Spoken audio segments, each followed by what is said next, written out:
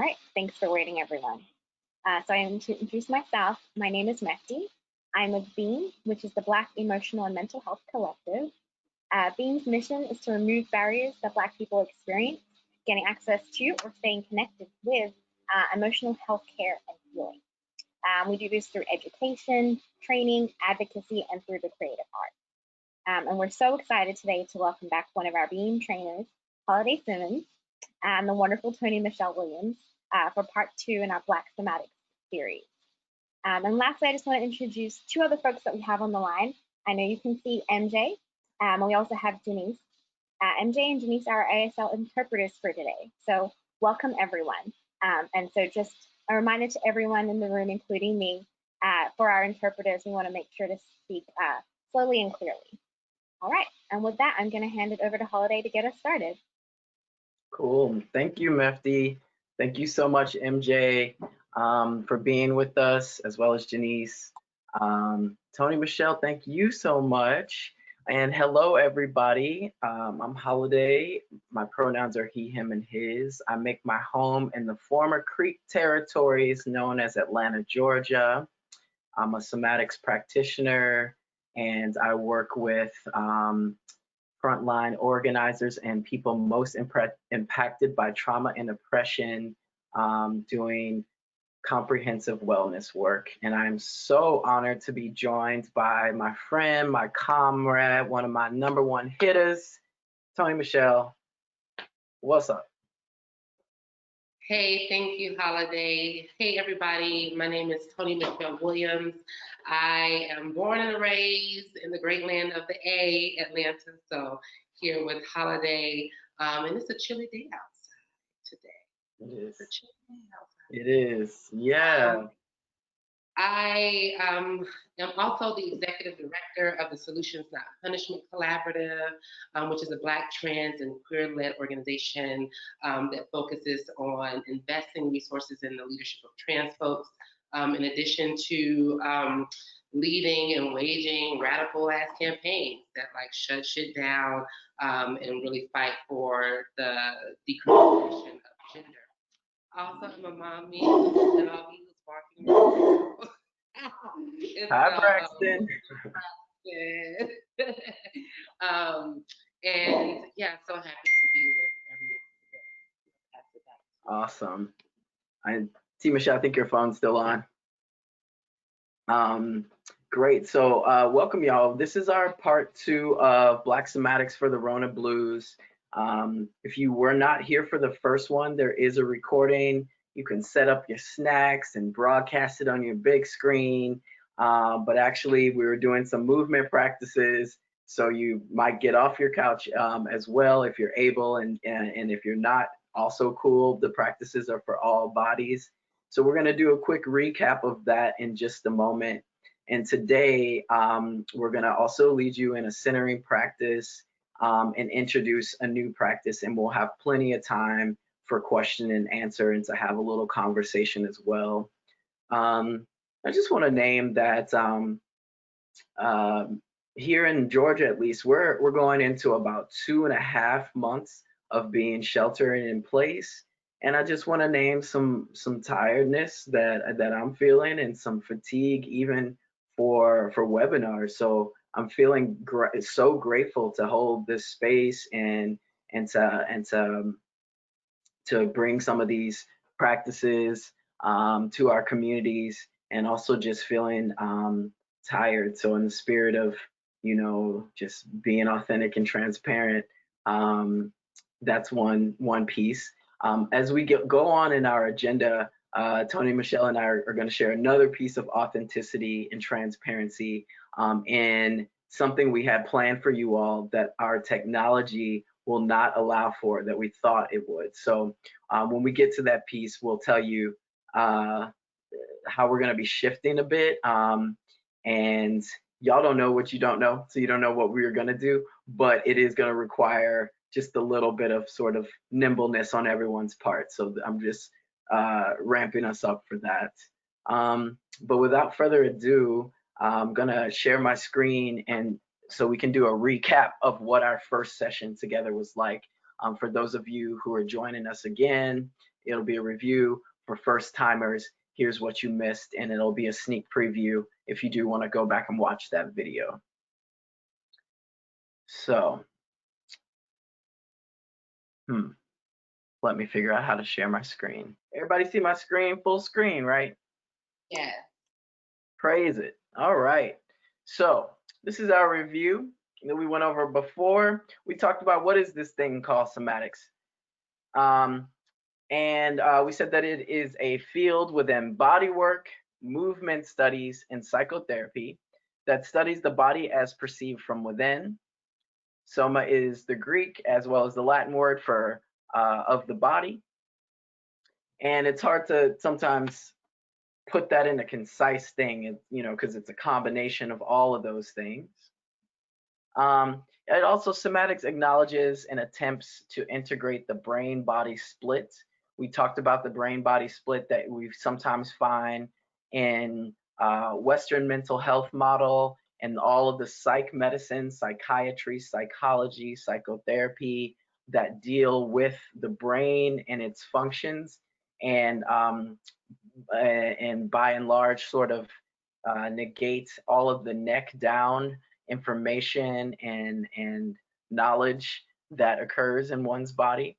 We also talked about the brain-body split that is created through capitalism and white supremacy in terms of honoring people's thoughts versus their feelings, in terms of honoring being rational versus being emotional, in terms of those structures honoring the ordered and measured ways of knowing something versus the narrative, creative ways of explaining something. And so we say that somatics attempts to integrate the brain-body split for all of those reasons, in all of those ways.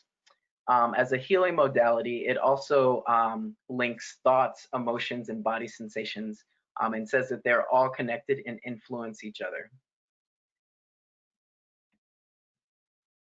If you were to, there's a few ways to get more experience with somatic. You could go to a coach, or you could go to a course. If you were to go to a coach or a therapy, a somatic therapist of some sort, it would look like a little bit of conversation, a little bit of talk therapy, and also breath and movement practices. And then if you're in person, it would also include practitioner. It would also include body work, which looks like a combination of like energy work and massage. You do lay on like a massage type table. It's not necessarily just like massage at all, nor is it like hands-off Reiki. It's somewhere in between. So that's what the package would look like if you saw a coach. If you went to a course, and I'll go back to that in a second. We talked about we'll talk about some of the options for courses in a moment. That would happen. The coaching sessions are one-on-one.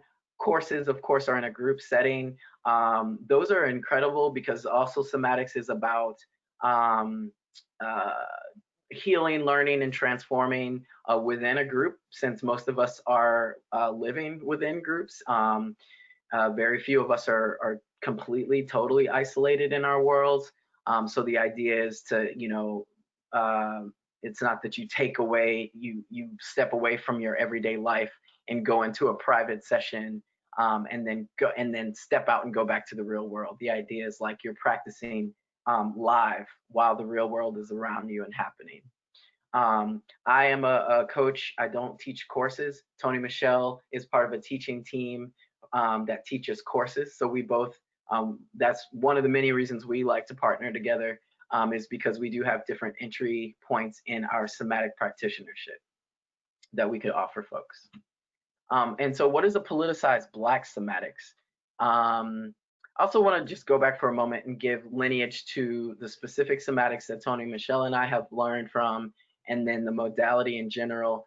We both come through Black Organizing for Leadership and Dignity, BOLD, and then we also, and BOLD is a movement partner of Generative Somatics.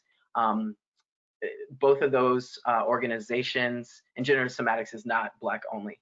It's various folks. Most staff are of color. but I would say that most of the folks in that formation are not Black. And so it's just a little bit different, but they are a lot of folks of color. And in the modalities that we in these groups that we come from, they center organizers, grassroots organizers, as well as other mental health practitioners that are politicized, but mostly grassroots organizers. So we say that to give lineage to where our training comes from, where our training and supervision continues to come from, or both of those bodies of folks, but also if you're not a grassroots organizer or already some sort of mental health practitioner, it's a little bit prohibitive of getting in those spaces. And so we know that that's a gap, and yeah, we're open for questions or further conversation if you do want to further your practice or learn more about it, and you're feeling like one of those two options you can't get in for whatever reason. Let's see, but a politicized Black somatics, we say acknowledges that trauma is oppression and oppression is trauma. In other words, we oftentimes think of trauma as personal, daddy issues or mama issues, something very personal in your home. And we often think of oppression as something that's systemic and happens to you and other people of your identity. And a politicized Black somatics says both land on your body the same way. Even if you have not experienced a particular type of oppression, seeing images of that over and over for people who look like you lands on your body the same way. You still get contracted by seeing those images in the same way. Same with trauma. We also say that trauma and oppression shape and live in our bodies. Last time we talked about the example of Black folks who's had a parenting style where their parents might tell them to fix their face. I don't know if folks can see my face. I'm giving quotes to the fix your face. And how that's not just something that, if that's something your parents said as a Black person, that's not just an interpersonal thing between you and your parent, but that comes from a larger trauma shaping of an entire Black body, a body of Black people who have been taught to not express our full emotions in order to be seen as safe or to be seen as less threatening. So that's one example of how trauma, and then we would ask the question, if you've had a life of someone telling you to fix your face, how then does your face respond when it has to take a risk, when it needs to extend towards something, if it needs to set a boundary? What's happening in your face, and then what's also happening in your soma, in your nervous system, etc.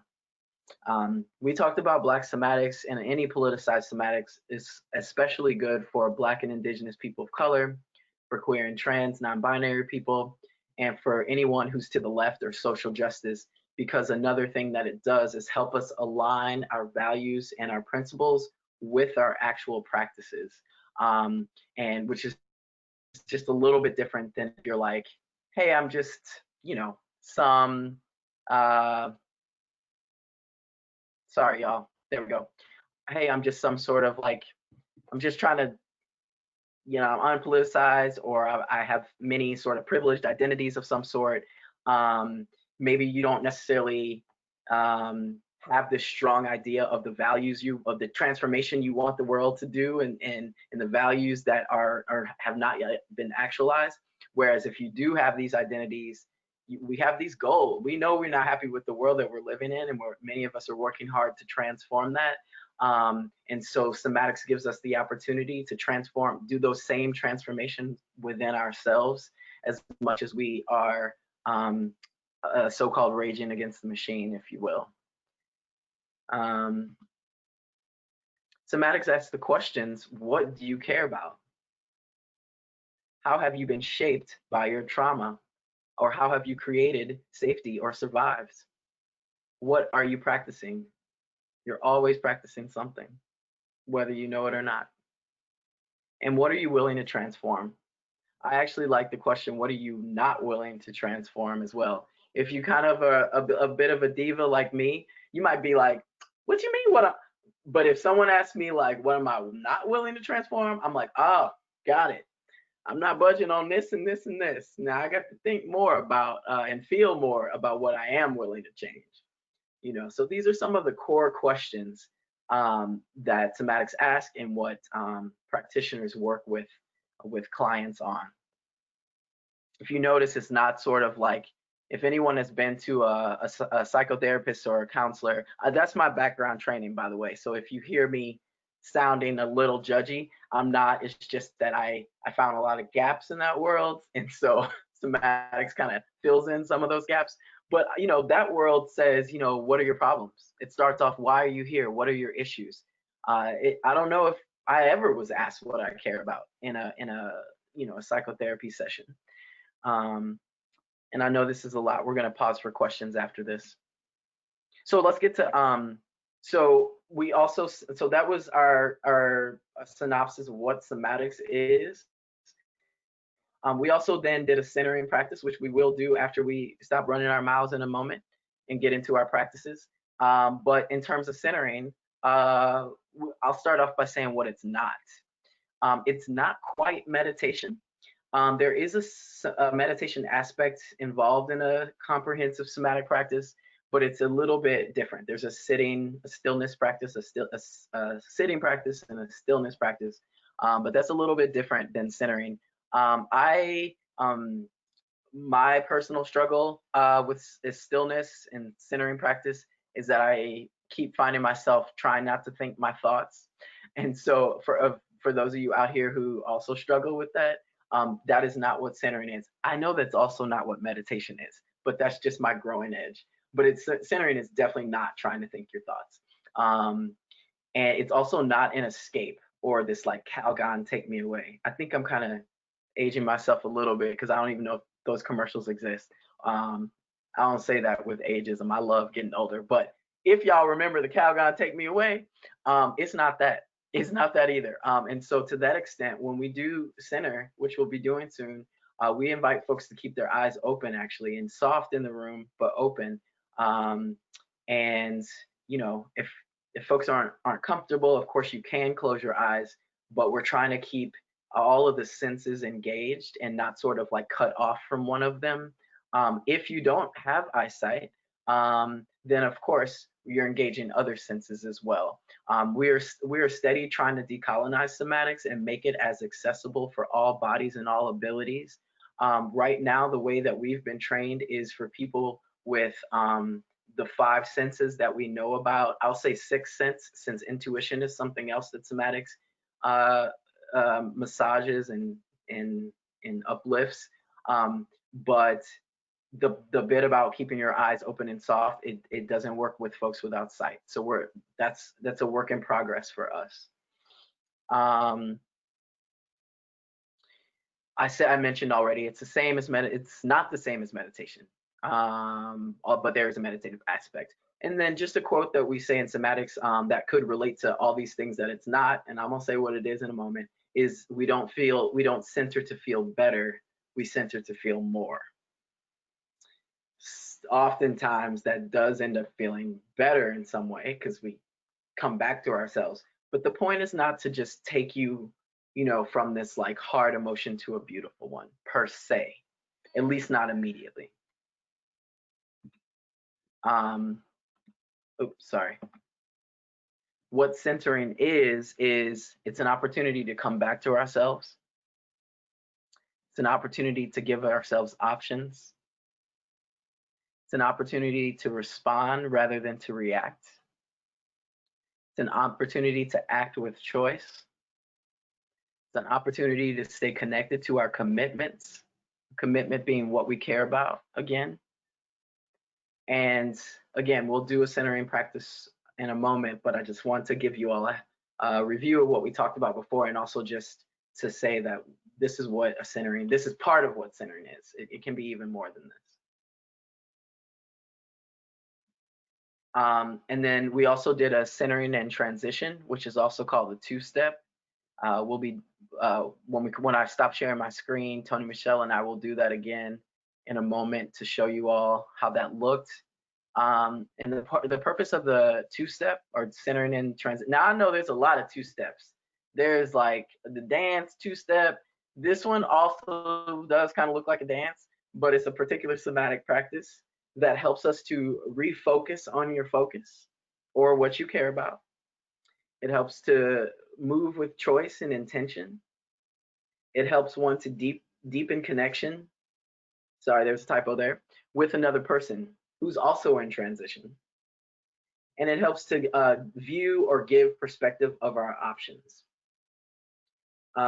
When you see the practice, maybe this will make more sense. And if you go back and watch the video of our first session, this practice is super helpful because we are the world around us is almost always in flux and in transition.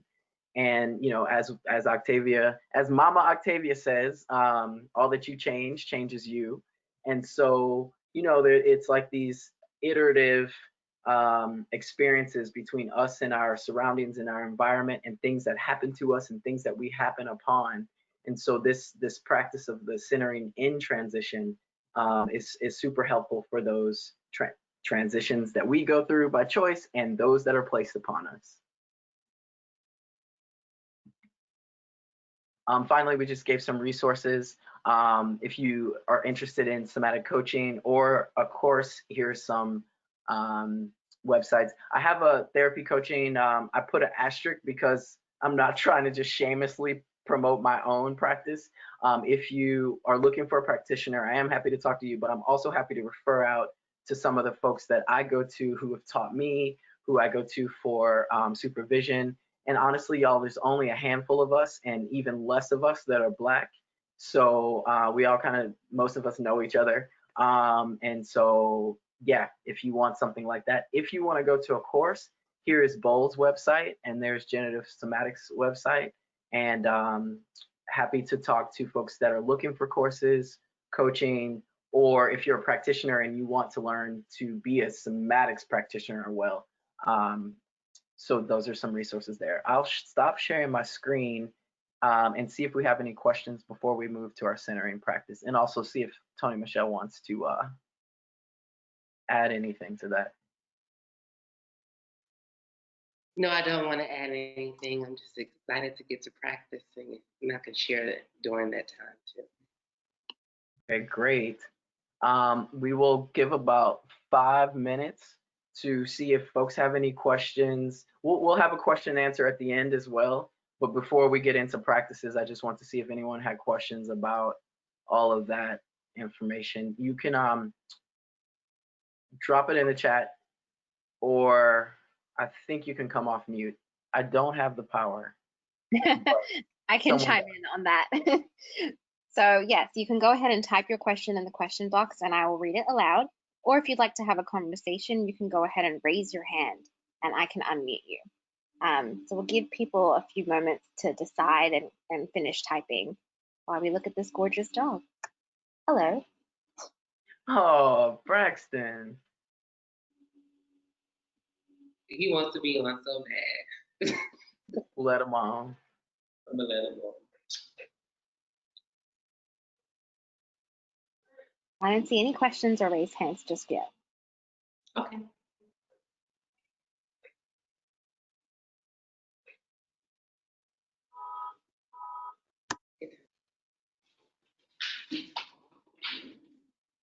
Okay, great. Well, if you were making your way to make a question, please save it. We'll have time at the end. And I'm gonna pass the mic over to Tony Michelle to help us get centered. Yes. While I'm doing this, just have grace with me, because my doggy is going to want to get back on. And so there we are. Why do we center? So Holiday just gave a few descriptions around what centering allows us. It allows us more choice. It allows us more, grace and space, time to resituate and reorganize ourselves. And we primarily center because of 3 reasons, y'all. We center to become more open with ourselves, more present with ourselves and each other and connected with ourselves and each other. And so I'm gonna stop talking. We're just gonna go ahead and just drop in. And so if it is available to you, we'll start our practice. Folks can sit down and practice their centering. And some folks can stand. Holiday, are you gonna sit? I'm gonna sit. Perfect. I'm gonna stand. Do it. I'm gonna stand, and as we prepare, if you're standing or sitting, just relax. Just drop down, feel the weight of yourself. Allow gravity to just take you more to the floor with your feet planted about shoulder width apart. I don't know if you can see my face, but similar to what Holiday was sharing, we are going to practice with our eyes open. Again, we are practicing becoming more present, open, and connected.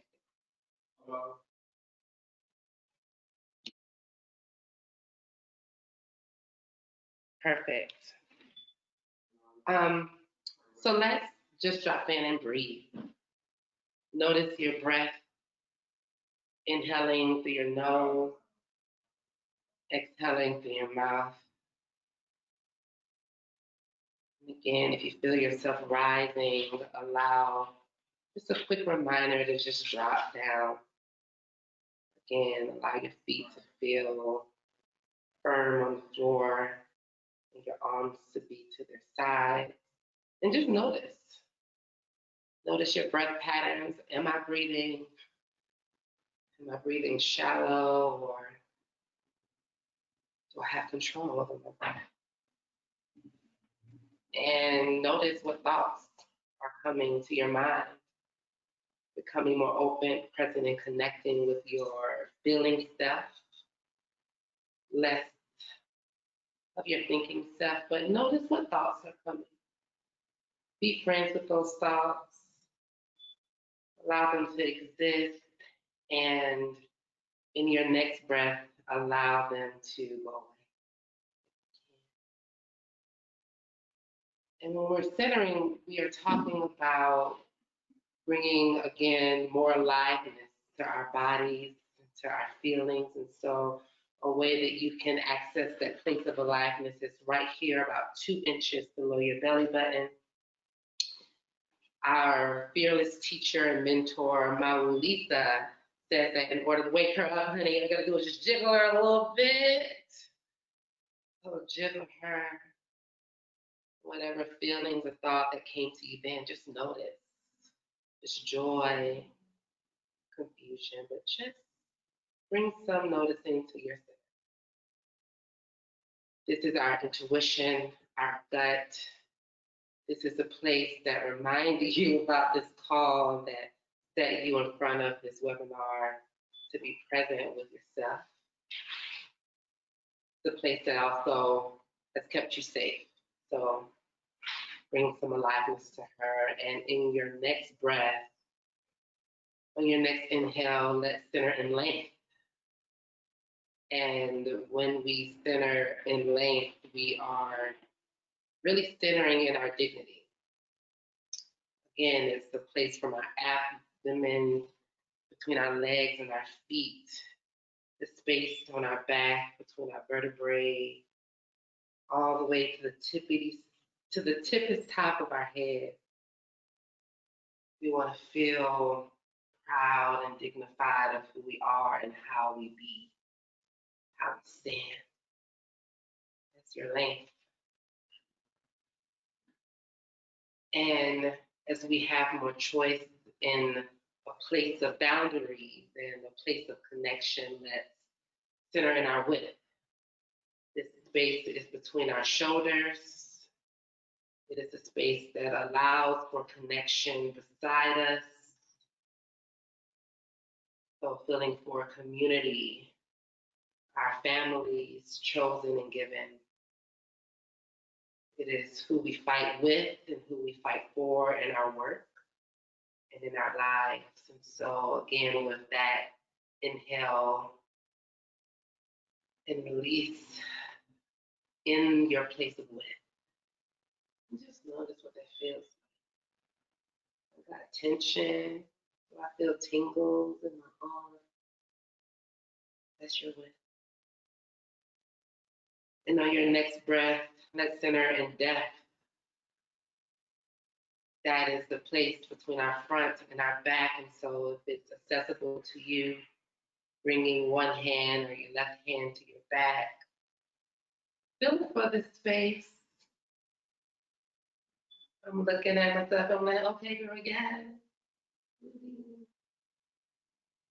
And knowing what it took to get me there. And so again, centering in my lane, and in my width, and in my depth, places of my past and my ancestors who fought for me to lead me. So I'm just centering and being present with that. And on your next breath, a few breaths, just bring your intention to mind. What has you here with us? What do you want to learn out of this? What do you want to bring? What do you want to offer to the world and to your work, to the people that you're with, to your relationships, how you want to be with them? Just bring an intention to mind. And then on your last breath in this practice, we will just check in with our moods. And if we were live in a big classroom, I would ask you how you feel. Give me one word. And so, because we're not in that space of formation, just think about what mood is coming after that centering practice. Doing a quick scan, as my best friend Jermaine says, quick little scan. Am I open? Am I present? Am I connected? And if you're not, it's okay. No shame.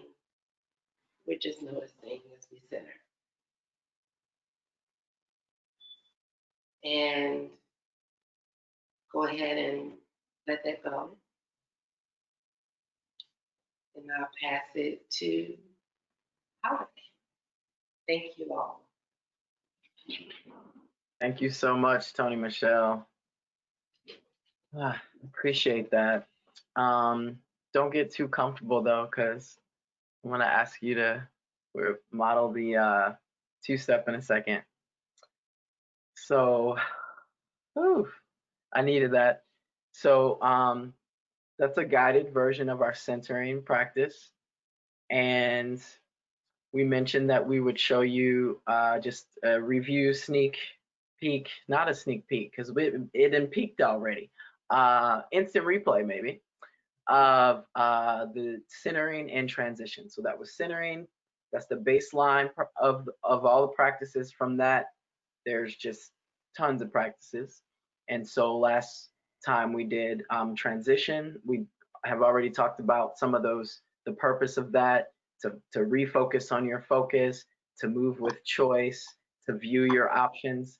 So the way that the two-step or centering and transition looks, and we're again just modeling it today, not teaching it again, but I'll do the seated version and Tony Michelle is going to do the standing version.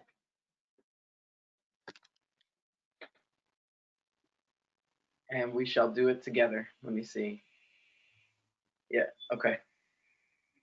Yeah.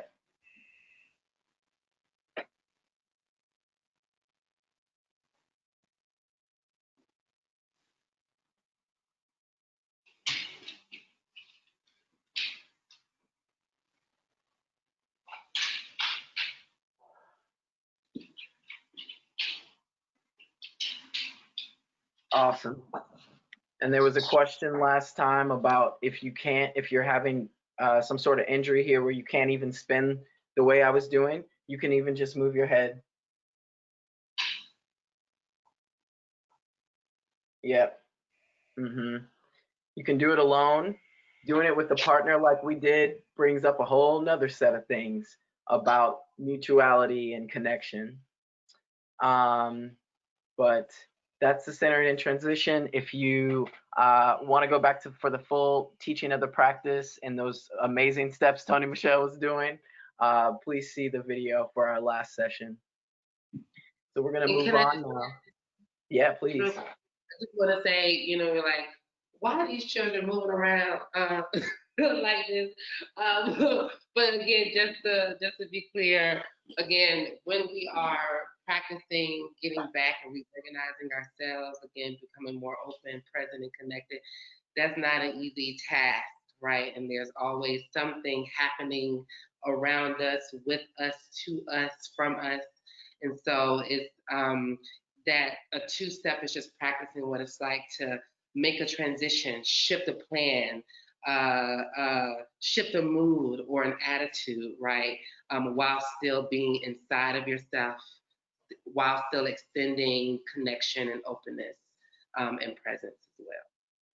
Absolutely. I'll say from just a lived experience, that two-step is something that I do in my regular life outside of being in a course or being with my own practitioner. I do that all the time when things happen that throw me off. Anything from like, oh, I just got a flat tire, to I can't do it while I'm being pulled over because I'm in the car. I guess I could do this, but especially really scary things like being pulled over, or just like inconvenient things like flat tires. I two-step it out. It's helpful if I can get my full body up and moving, but if I'm in a place where I can't actually get up, I'll just do it like this.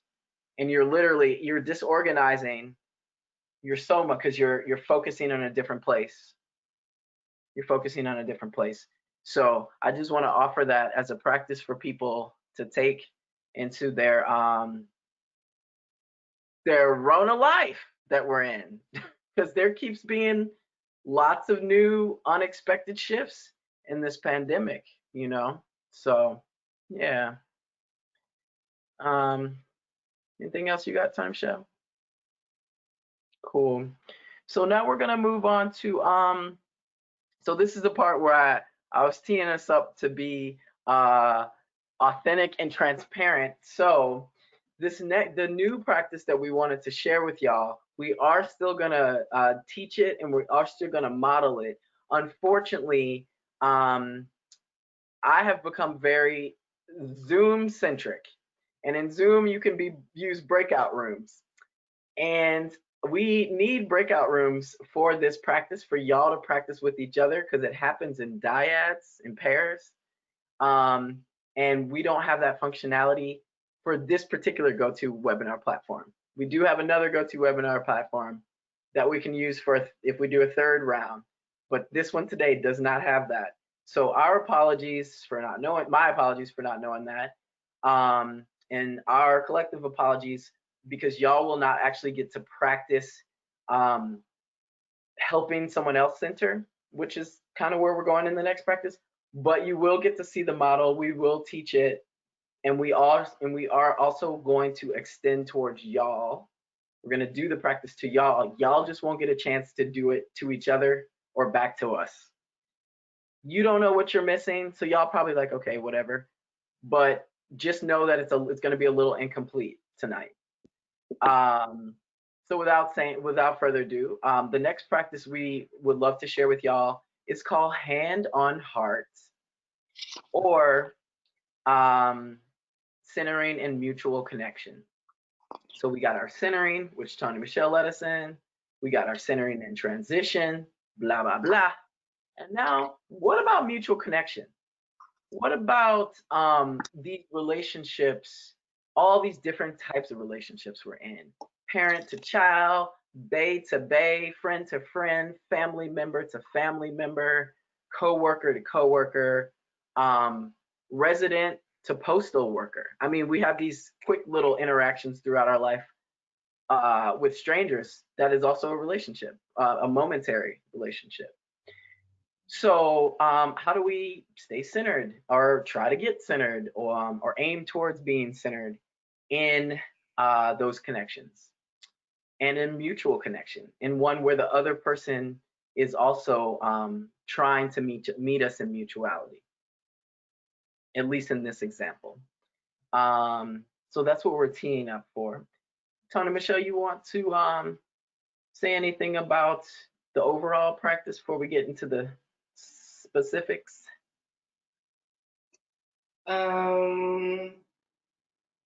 Yeah. I'm just remembering the things that you were saying.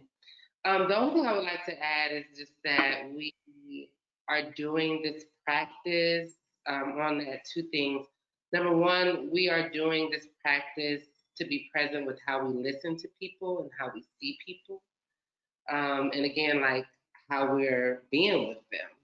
I think when people, um, our human bodies, our desires and longings are usually to be seen and heard and affirmed for who we are and what we're offering to those relationships that we're in. And this practice really allows you again to drop into yourself and to center yourself, and then allowing that power of your center and your presence to center someone else, and to allow them to also drop in, to be present, open, and connected with them and you. And so this is one of my favorite practices. It's one of my favorite practices. I can be in my body and also be in my head, which is comfortable for myself and I know for many people. So just wanted to offer that. Awesome. Thank you. Absolutely. What you said brought up a phrase. Come on, short-term memory. It's like trying to leave. I'll say it if it comes back. What'd you say? So go ahead and put that hand up there so you can receive it. Ha! I know, right? I put it out there and it didn't fall in my hand. Never mind, but I'm sure to come back. Yes, I just remembered. Tony Michelle said about centering, hand on heart, centering a mutual connection, reminds me of the phrase, a centered presence, a centered body brings a centered presence. It also reminds me of the phrase, healing people heal people.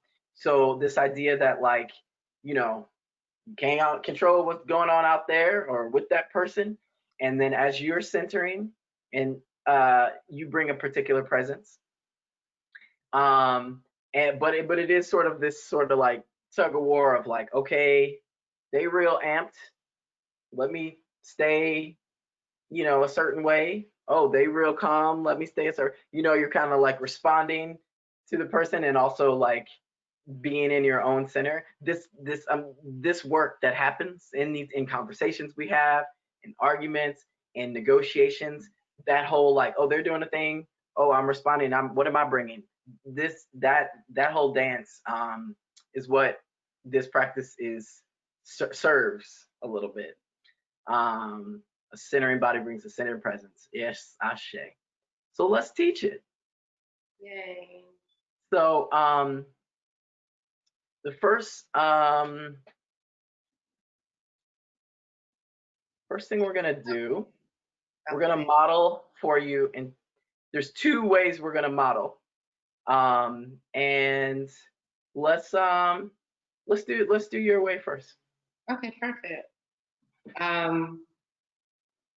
So if you ever have a practice partner, or if you just have a friend that you want to practice with, I know we'll talk of very formal and using somatic language, but really take this home with you and do this with your friends in a way. And because it don't have to be all of that, but you'll see how you can fleek it out to where it's real and authentic and relatable to what you are doing.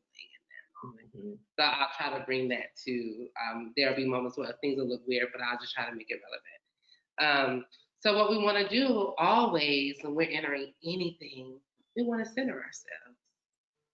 We want to center ourselves. And so just taking a moment to do a quick scan of how I'm coming into this practice, what thoughts, what's my breath pattern, what sensations am I feeling, coolness, heat, what my length is giving, feel dignified in this conversation.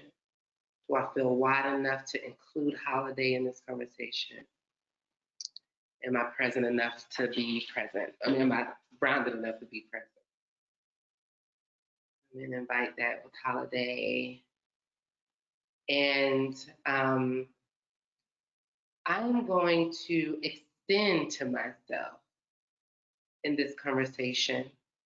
And what that looks like is that I'm going to take my right hand, take one hand and place it over my chest, and place another hand and place it on my center.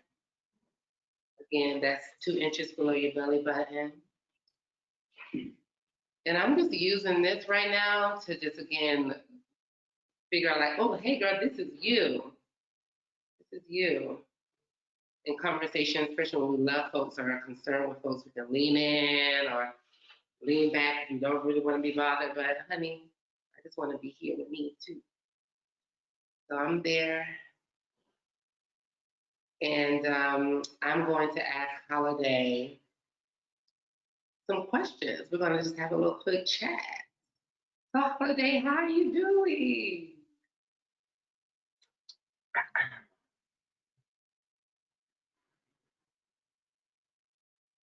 I feel frustrated, hopeful,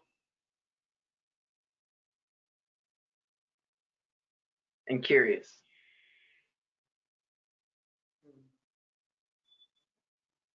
And I'm going to ask the second question, just like we practice centering and action, because Holiday just shared that they feel frustrated. But I got some curiosity and I want to, but I'm going to stay in my body. I'm going to recenter myself. I'm going to ask, I'm going to shift my hands,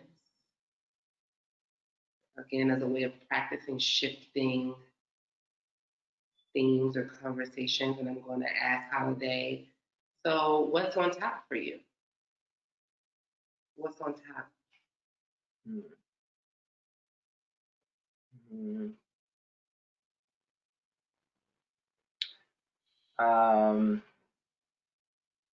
Black babies that I love that are struggling.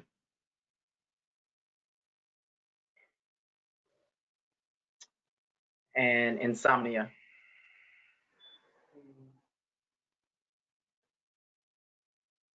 Thank you.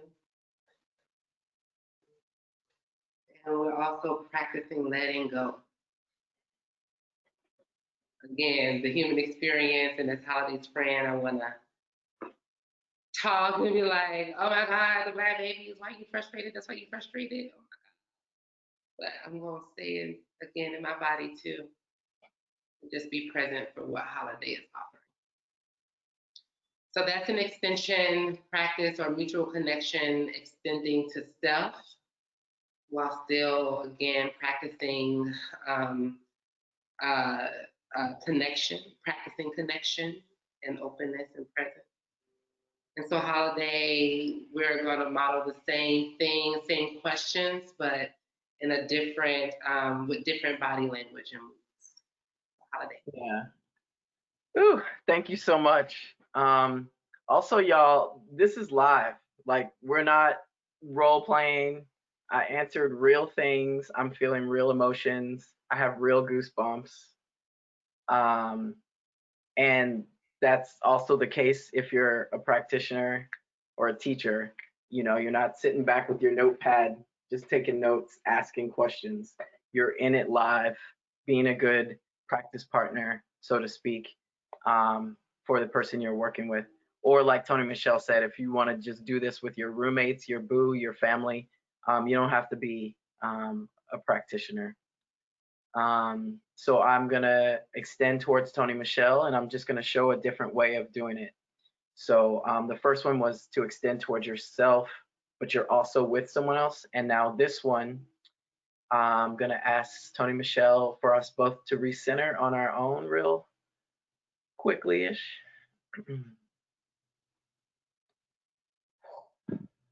And when we say recenter on your own, we don't do the guided version. We just do a recalibration on our own.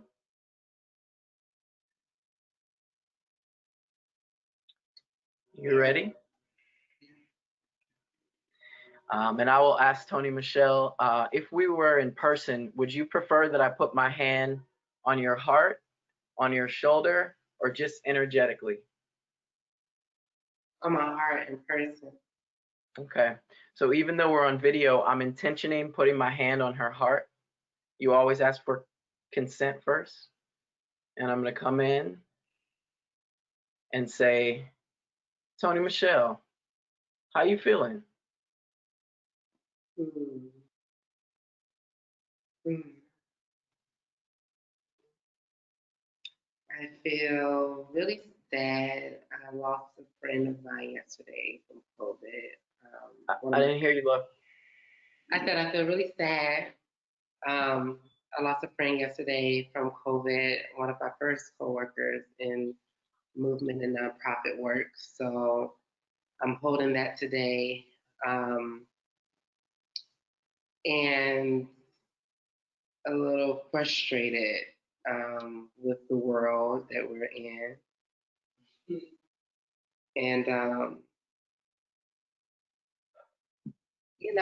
there's always joy inside of me somewhere. So even when I think about all of the bad things, there's something that makes me want to smile.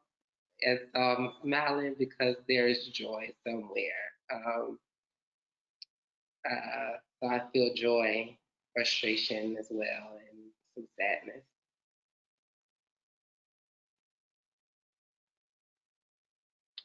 Thank you. I'm going to ask another question. Mm-hmm. You ready? Yeah.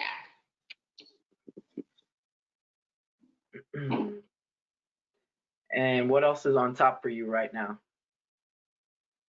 All these goddamn calls and webinars and Zooms. I have another call after this, and so that's literally what's on top.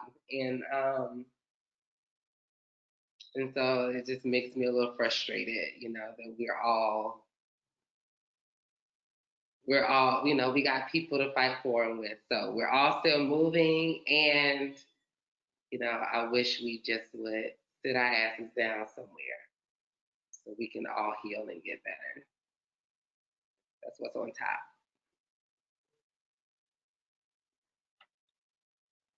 Thank you. Thank you. Thank you.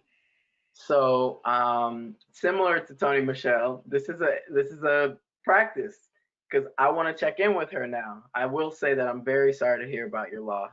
I cannot go without saying that. But I also want to say like, oh, what's your next meeting? All these things. That's not actually what we're doing. Not just in this modeling, but in this practice.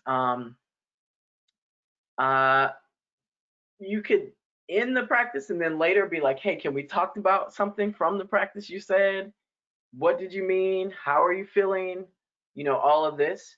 But for the sake of the practice, we encourage not to actually take care of whatever people are saying because we are still practicing being centered ourselves and extending. And we want to give that person the opportunity to just name where they are without it being taken care of. Oftentimes, when we know that there's going to be a response, that shapes how we give what we give, how we say what we say. So for the purpose of the practice, we're not following up with each other. What we are going to do is do a debrief. And so let's kick that off.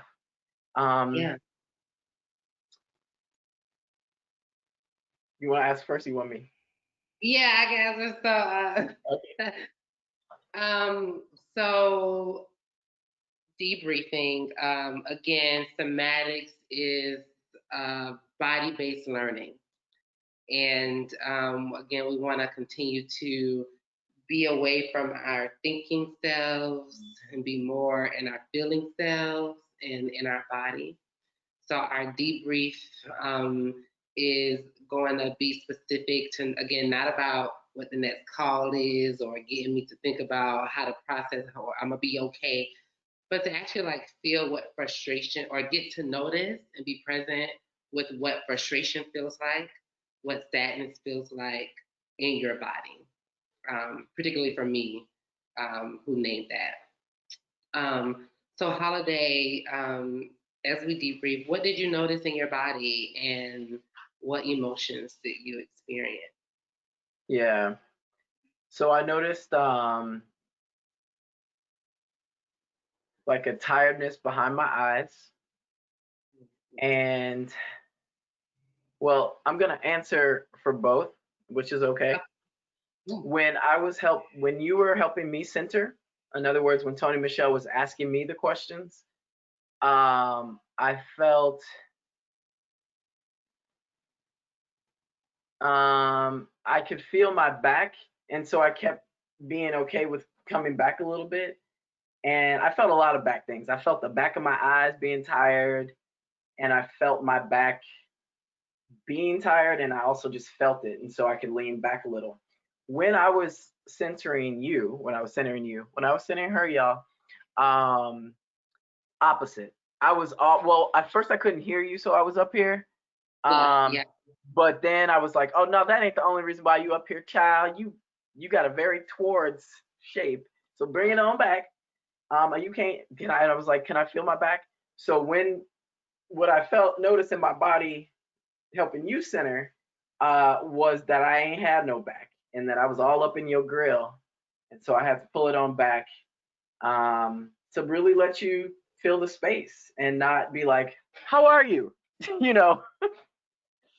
Yeah. Right. So, what did you notice in your body? I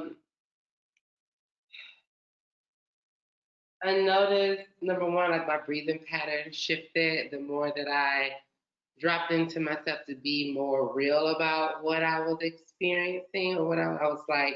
I went from, like, I was in my head, like there was like a rush of thoughts, and was like, oh, we can talk about anything.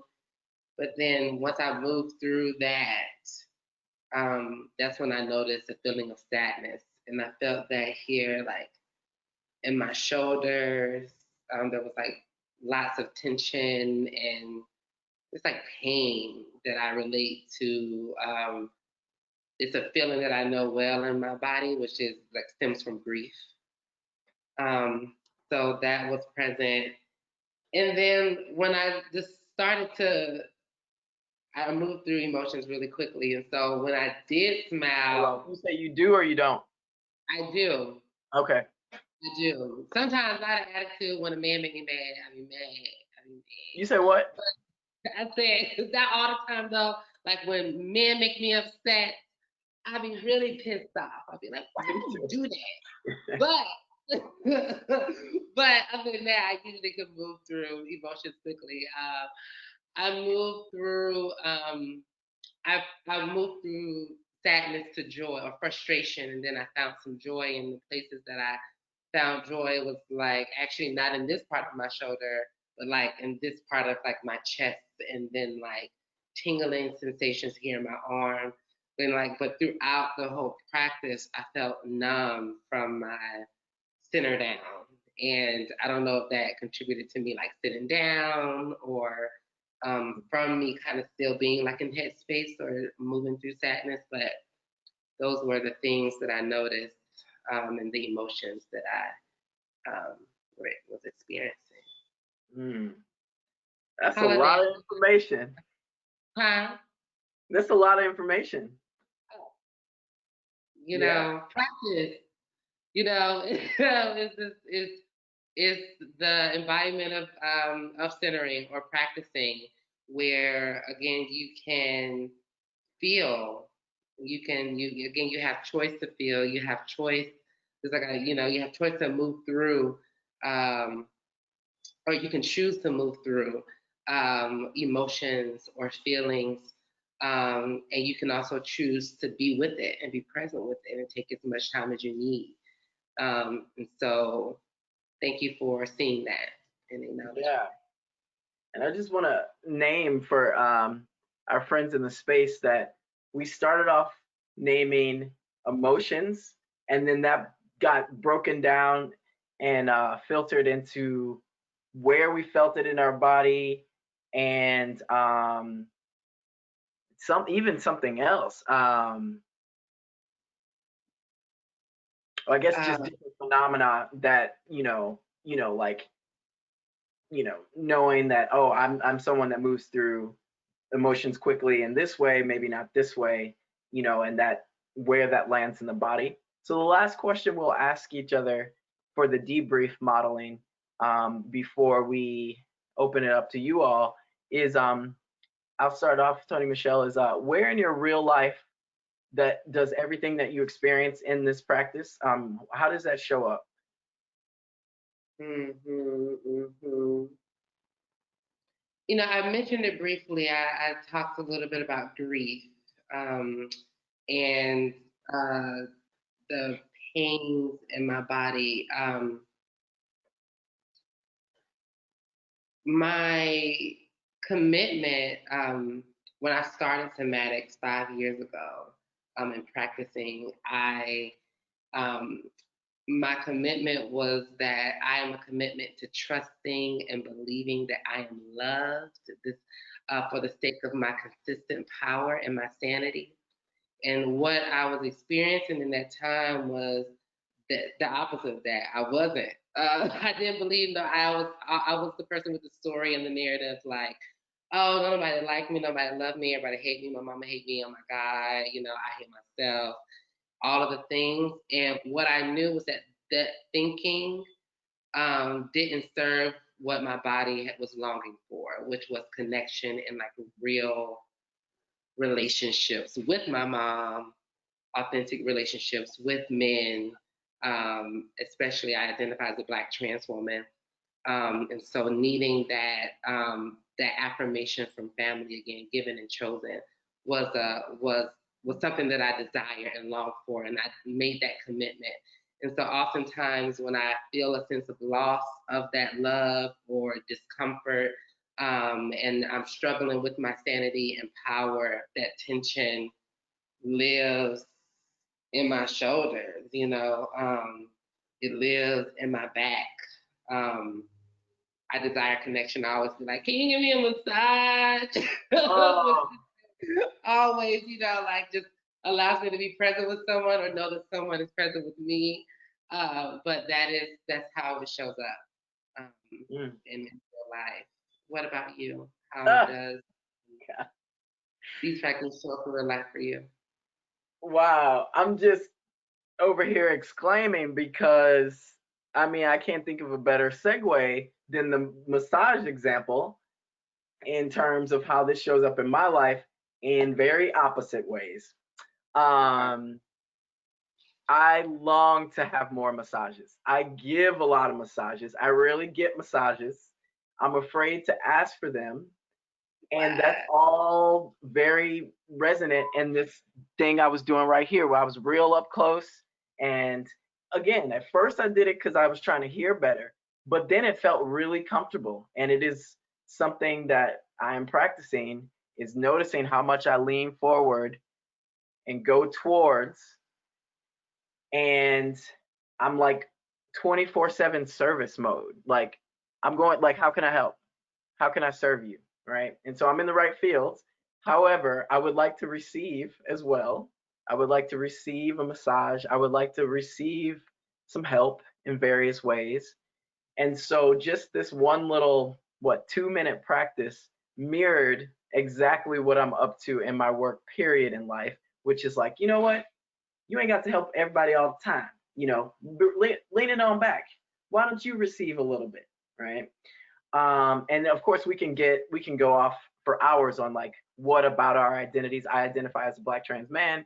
What about those identities, our various identities, might inform those two patterns that we're talking about? But that's not the purpose of this. We could psychoanalyze ourselves all day. The point is, yeah, that one question, how I'm doing and what's on top, and then listening, holding, extending to you as you answer that, completely mirrors a lot of my life in being able to receive and not always being in giving and service mode. Thank you for the practice. Oh, thank you for the practice. I was muted. I'm sorry. No problem. So, So now friends, that we've modeled that, oh, go ahead. oh, please go ahead. Now that we have modeled pretty much what we call in somatics OP, which is our opening practices, right? Again, dropping into self and centering, then centering in action, throwing some two steps in there when things shift up on you. You got to be like, mm, and then going into mutual connection and that debrief. Was hoping or wondering if folks on our webinar had any questions or mainly noticing. So wanted to ask you, what did you notice? We're transitioning to our Q&A and our open dialogue conversation. So again, just what did you notice about our bodies as we practice? What was relevant to you in our noticing or in the practice? Yep, you can come off mute or drop it in the chat. Come on in the room. Oh, come on. Oh, got some questions. So we have a question from the last round. Okay. So Shannon said, I missed the beginning of this conversation. Sorry if this was said. Would I need any prior experience or education to become a practitioner in Soma?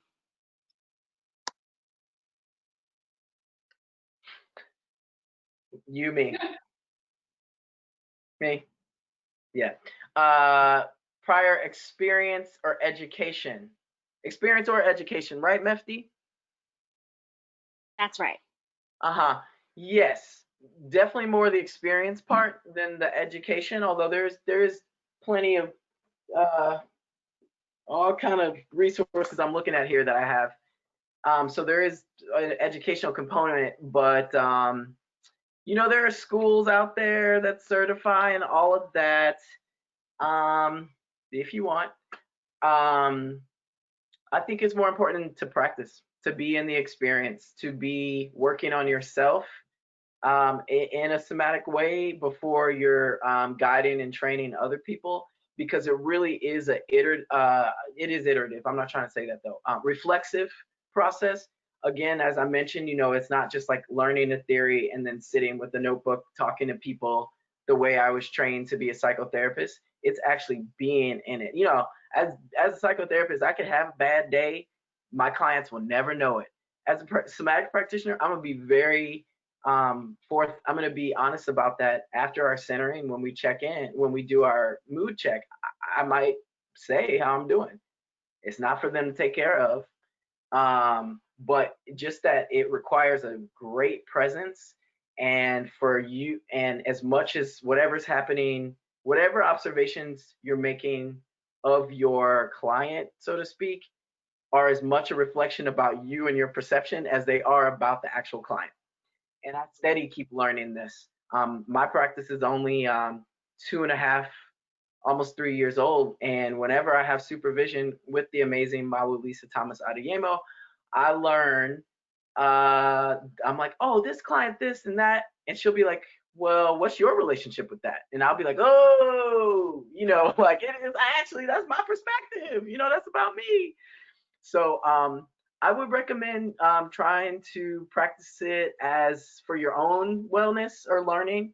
And as that journey continues, you'll get connected through different organizations and bodies of people to turn the corner to being a practitioner. Sansha? Yeah, you said all of that greatly. I would just add, I think of somatics, like, we talk about people being book smarts and street smarts, it's about what you pay attention to, baby. Okay. Say it again for people back. It's about what you pay attention to. That's what makes you the best teacher. That's what makes you the best practitioner. And of course, education and reading materials and listening to webinars and listening to that supports your language and how you allow, how that moves you and allows you to be fluid in what you're teaching. But it's about what you notice and about what you practice. One of a guiding principle in somatics is really about, when we talk about practicing, is about repetition. You know, when you practice something 300 times, it becomes like a habit. If you practice it 3,000 times, then it becomes embodied. And an example of that is like driving a car, right? Or brushing your teeth. You know, when you're starting off as a baby, the first 300 days, you brush your teeth, you're holding it all kind of different ways, and toothpaste is going everywhere and all of that. But by the time you're 29, baby, you're doing things, baby, you got these curly white. Oh, you know what's the trick? Look at that. And I'll be smoking sometimes, but you have those curly whites.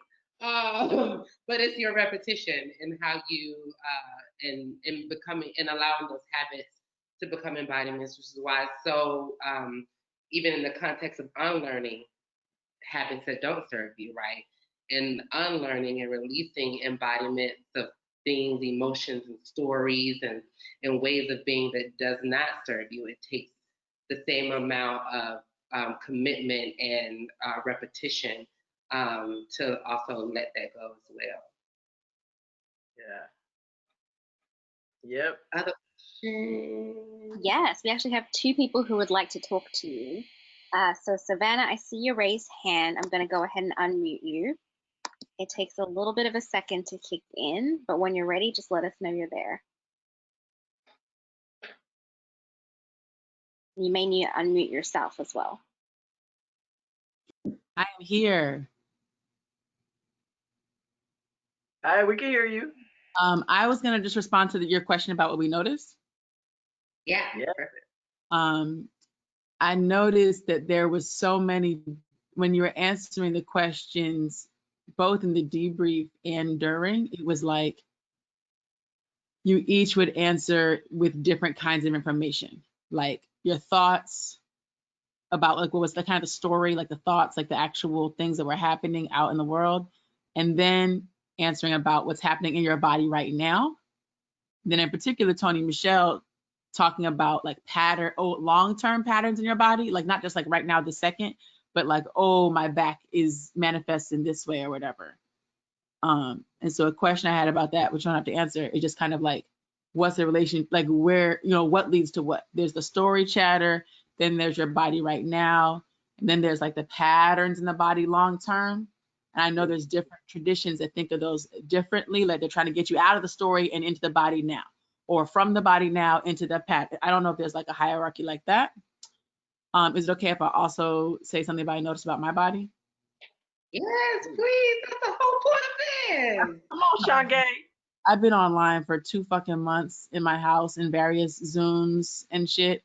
I teach classes, I run me, I do all kind of stuff. This is the first time I've been in an online space when I am full screen, no other tabs, actually present even in the electronic space. And so I feel like I'm just noticing for myself whatever's happening here, observing y'all having a conversation. I was more able to be on one track with you than I have been, even when I'm supposed to be holding stuff otherwise online. So I'm just noticing that. That is great noticing. It's the best kind of noticing when folks can model something and then it inspires you. I just want to share a quick story real quick. Yesterday when we were, Holiday and I were on a call just prepping for today, and Holiday had a question. It was like, Tony Michelle, TM, that's what TM. I can't believe you're telling the story. Oh, go ahead. TM, how do you think we should present this? Should we model everything, or should we stop and then go back to modeling? And I was like, maybe we should just model everything. And I talked about why, and I was like, when I'm watching, because it's digital, this is a digital thing. We used to being with people. So like, if I was to watch something or like a video from Sierra, I wanted to, like, or Beyonce, I want to watch the whole video first. And I want to see it being modeled to be, okay, like the Savage Challenge. And then I want to go back to be able to, like, oh, I can do this or I can't do this. And so thank you for sharing your experience, because it just just affirmed this process and the importance of modeling and how it can inspire our bodies, again, inspires each other's bodies.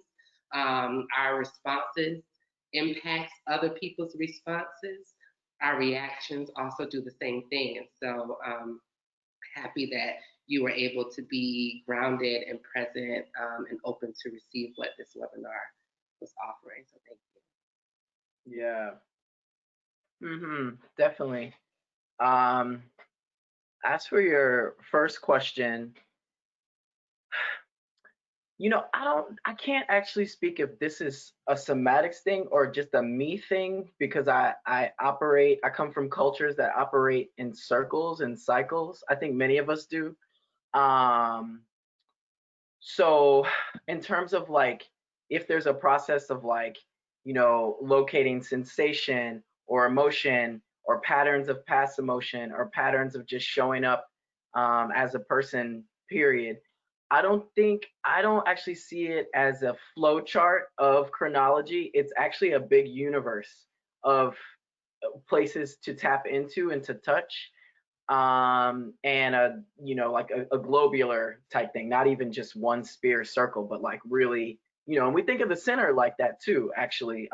It's like right inside your body, and you know, the length and the width and the depth and the forward and future, it's actually one globe. And so I don't think there's a one right way, and also not a necessarily better or best chronological way. I think it depends on the practice and the questions that you're being asked. Another lead-in question that I thought we might do, but we decided to just stick with how you doing and what's on top. Another lead-in question is what you care about and what else. And those questions would have probably brought up other feelings in my body, as well as other movements and kinesiology of my body, as well as a different narrative that I'm living in real life. So I hope that answers. That's a really good question.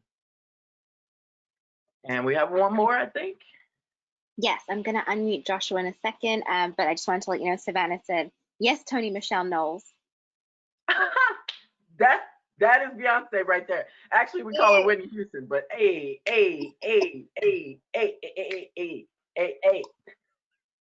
Okay, Joshua, you're unmuted, so go ahead. Okay, cool. Hey, everybody. Hey, Joshua. Hey. So, as this was going on, I had a question come to me, and I was lucky enough to have a notebook nearby.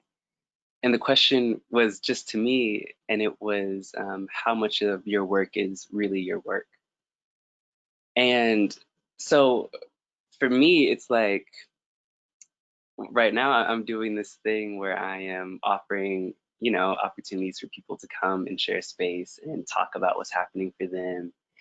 And what I think I'm doing, or what I feel my true intention is to really support people in figuring out how to feel what they feel, how to live with it, and how to cultivate a life that supports what they really want to feel. But the thing that I noticed is that I'm doing this all from a therapeutic aspect. And so I had this other thought that came, and it said, there's disconnection because vulnerability isn't a pretty thing, right? And so when I think about the therapeutics, I think about like how I can be in front of my therapist and they appear as though everything is fine on their end. And there's no real like, I'm feeling too, you know, because that vulnerability doesn't look dressed up, it doesn't look nice, it doesn't look like it will support you. And so I guess the other thought for me was that it is my intention to be connecting very deeply to people, but just because that is my intention, that doesn't necessarily mean that that's what's happening. And so I was like, I don't know, that was just a thought for me, and I'm like, this is the work for me. Like I've, you know, had to like step off and like just take some time away, but I think this is definitely something for me to dive into and to understand a little bit more. about, and really find my place in. Like I think that this somatic work is what's missing for my own practice and for the work that I'm really wanting to do for my community. So I just want to say that. Thanks for offering this up. Absolutely. I'm glad to have you. I think I may have missed the question in there. No question. Just a thought. Oh, Yeah. okay. Okay, cool. Sweet. Appreciate it. We are at our time, good people, and I want to be respectful. So I will pass it to Toni Michelle for her final thoughts and say my final ones too. Yeah. Only final thoughts I have are just thank you all so much for holding it down with us for an hour and a half. I hope that we modeled grace, presence, and openness and connection in ways that these other Zoom calls and webinar things have not given you. I hope that this was a special, unique place for your learning and your sharing. So I'm hoping that folks are still staying inside and are safe during this time. I love all of y'all. Yep. And thank you all for joining us. Also, you can go to Beam's site probably by tomorrow for the recording of this, if not by the end of the week. The recording for round 1 is already there. I appreciate each of you. I appreciate your presence, your radical presence. And thank you so much, Mefti, to MJ, to,